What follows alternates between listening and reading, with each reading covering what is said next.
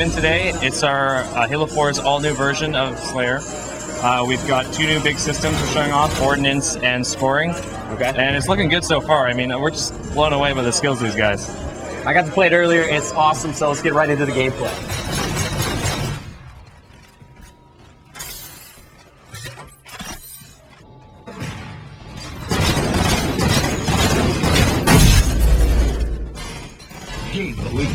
Alright, so you said Ordnance and Scoring.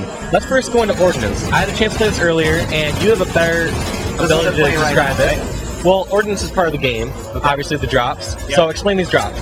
Absolutely. So at the beginning of the game, teams are receiving Ordnance. They get dropped around the map, classic Halo style, you can imagine. This is very predictable. The same ones will be going every time. During the game, though, it's a completely different ballgame. The Infinity is dropping Ordnance to resupply the Spartan Force at set intervals based on what we've scripted on the maps. But also, players are earning their own Ordnance. So if you look on screen right now, there's that indicator on the left with the square. So we're looking at Elamite Warrior screen. Let's step over here. Alright, so on the middle left right there, where he's building up that bar, where it shows up that cube, that's the Ordnance bar. Absolutely, and his medals are filling that Ordnance meter. So as he gets points and medals, he'll fill up that Ordnance meter. Right, so the headshot. So anytime he's getting that assist, the headshot, anytime where he's scoring points, he's filling up his meter, correct? Helping his team, doing style. Style would be like, revenge, distraction, all sorts of new medals we've added for Halo 4. And he's going to fill that meter up and get a reward from the Infinity. Okay. And so we already sort of covered points, but explain how Infinity Slayer works now. Now they're going up 600 points. Explain how they get more points. You said that they get points for getting kills. They get bonuses for medals and such, right? Absolutely. So every kill still contributes 10 points towards your team. This used to be 1 point in previous Halos, now it's 10. But players are getting their bonuses layered on top of it. So if you see, he just earned Ordnance right there. Mm-hmm. So that's with the D-pad, where you use the D-pad and you get to select which weapon or perk that drops. That's right. He had the option of Scattershot, Needler, and was it Speed Boost? Speed Boost, you're right on. Yeah, and he just respawned and he got it back, so he didn't lose it when he died. Yeah, Elamite, use the D-pad. Yeah. See, he's probably waiting till he's out of combat. Well, that is smart, because on this, you can drop that item, it's going to come inside your proximity, and anyone can get it, so you have to defend that, correct? That's right. I mean, it's a little bit risky to drop it, but once you can pick it up, it's a huge reward. So he just grabbed his Scattershot there, and switched away from it. There it is. There's our new Forerunner shotgun-style weapon that will actually disintegrate enemies. And what's the damage on this gun right here? It's very similar to a shotgun. It can bounce. It has a bounce ability, so it kind of ricochets, which you can bounce it off walls if you see a guy with Forerunner vision. Mm-hmm. So it combos very well with our armor abilities. Okay, so this is strictly a close-range weapon for the most part. So blasting him! There it is. So close, he just got annihilated, incinerated. Oh, dirty, dirty up close. From the world right there. That's fantastic. So what's this other perk? Where it looks like he's able to look through the walls right now. What's that called? Oh, he's using our Promethean vision, or Forerunner vision. It allows him to see through walls using sort of a pulse functionality. It's a very limited duration, but it's extremely powerful. This is one of the new armor abilities in Halo 4. When I was playing it, that seemed to be the strongest, or at least suited my gameplay the most. It just seemed like as long as I was aware where the other people were, I was able to make a good decision, come around, surprise them at the correct time. On the other end of that, though, if I get hit by Promethean vision, what happens to me? Am I going to know that I get hit by Promethean vision if someone's spotting me? At this time, no, not yet. It's sort of an unknown. You will be able to see the enemy player using it, though. If you look carefully, you'll pick up some visual cues on his character model. Like what? It looks like a little red beam coming out of his visor, and we're still tuning that, but it's developing, and it's sort of like a tell that guy can see you through the walls. And is there any way to cloak yourself from Promethean vision? At this time, we can't talk about it. I had to ask. Yeah, that's great. Cool. Shoot, I just lost my train of thought. One thing I was gonna say was we saw him obviously choose Scattershot there. So now, if he had chosen Speed Boost, tell us a bit more about how power-ups and how you can tell the differences. Because I noticed before, like, if you have the Power Boost, you're red. You have Overshield, I believe you're green. Explain that. That's right. Infinity Slayer, we're bringing back power-ups. We're adding more. We're taking everything to Halo 4, and we're gonna hopefully he'll earn one here. Kyle's dominating him right now. Absolutely. He's going on a 6-3. Kyle, have you died? So power-ups are short duration.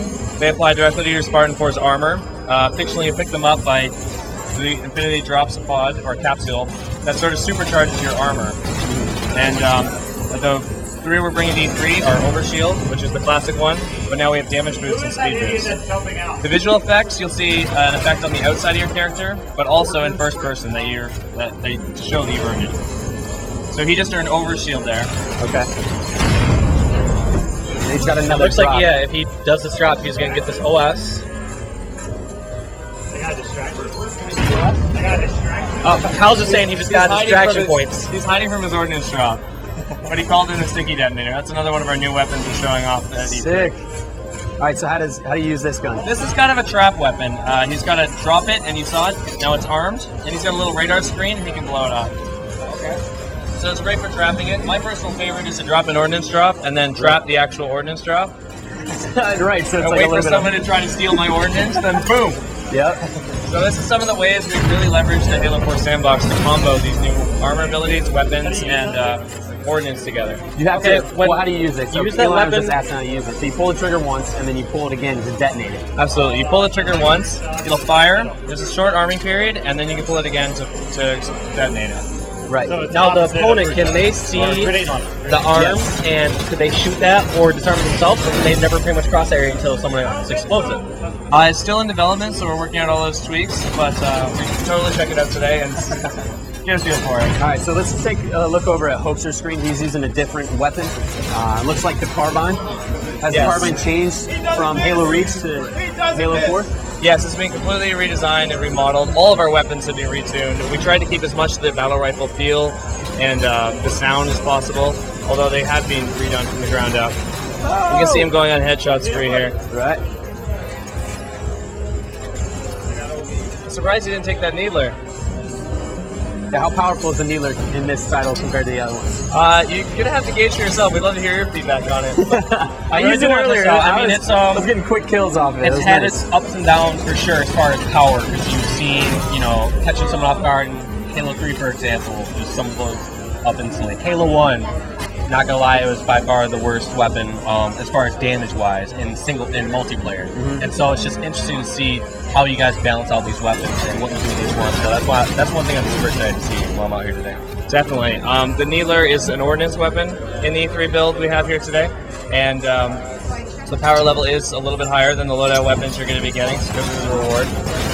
Like I said, try it out. We're stoked for it. So you're saying the loadout weapons are more powerful than... No, what he's trying to say is you get it in your ordnance drops. Right. So basically, it's on par with, scatter shot, a power-up. Okay. So I definitely will, next time I get a chance, drop that, because I really want to see how it plays. I haven't seen anyone else do it yet, because I think we all have seen, needler in the past, like, all right, sometimes we avoid that weapon. So it's great to see you guys balance out and make it powerful enough to be an ordnance drop. Yes.